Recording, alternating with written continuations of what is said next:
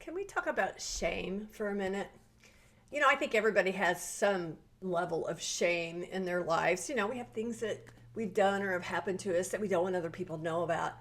But what I've discovered in working with executives and people who have achieved a lot in their careers is that that's not where they started. And they had to overcome this element of shame in able to be able to walk into the new life that they created for themselves. So I want to give you an example about me.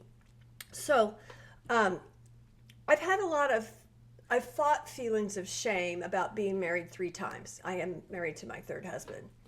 And then I looked back and I thought, well, I was married for 22 years to my first husband, and he was hiring prostitutes the whole time. I didn't do that. And then I mistakenly got married to another man, and I left him when the FBI came and raided for child pornography.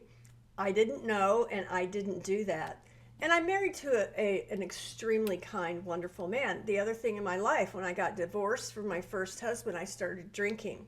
There's a lot of alcoholism in my family, and I carry that with me as well. I didn't know it, but I know it now. And, I became an alcoholic, but I've overcome that. In next week, Lord willing, I will be sober 18 years. But the reason I'm not telling you that to air out dirty laundry, I'm telling you that because sometimes shame can prevent you from telling your story. And it doesn't need to be that way.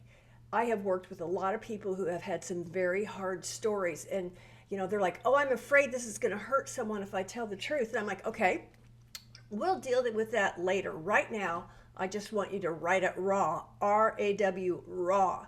And then if we need to pull back and edit some things out when it's finished, we'll do that. But tell your story.